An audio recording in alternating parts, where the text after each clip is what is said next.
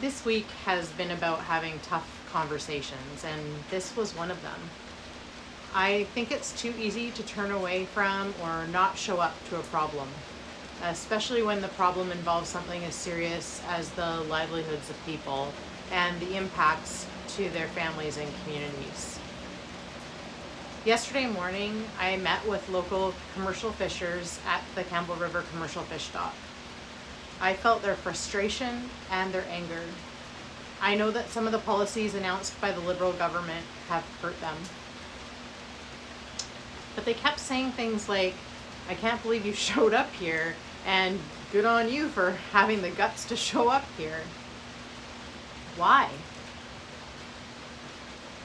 Do we just ignore the uncomfortable things around here, forget about the people attached to the impacts of government policies, of climate change, the legacies of poor fisheries management, and lack of habitat restoration?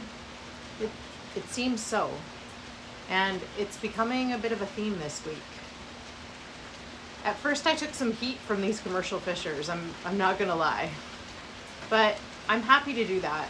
In fact, it's the very least I could do.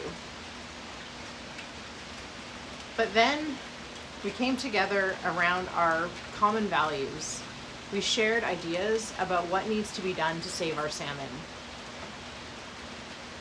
This experience reinforced an important question. What solutions do we miss out on by not having discussions like this one? These men I spoke with are knowledge keepers with knowledge specific to the problem, and knowledge of the cascade effects that we wouldn't know about unless we heard their truth.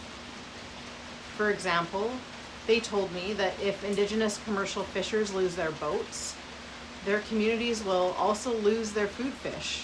These are the boats First Nations rely on for their traditional food resource. Then what? That one hit me like a ton of bricks. Speechless. This election, party leaders have been throwing around the word reconciliation like it's some trendy buzzword. Here's a situation that flies in the face of that. Those I met with made it clear that they need someone inside the room in Ottawa that understands the issues of food security, of Pacific salmon, and the people in this riding that rely on them. I'm not willing to accept empty jars, empty freezers, and empty smokehouses as simply the way it's going to be from now on. I'm not willing to accept that the industries which built many of our towns are dead, or that commercial and sport fishing is simply over.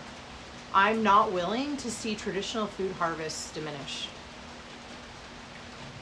Our salmon, the cornerstone of our ecosystem and the cornerstone of so many of our communities, can't wait another election term. They deserve someone who is willing to have the hard conversations.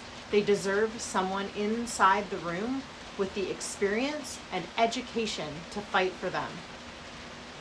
A vote for me is a vote for salmon, a vote for your friends that rely on them, a vote for ecological reconciliation.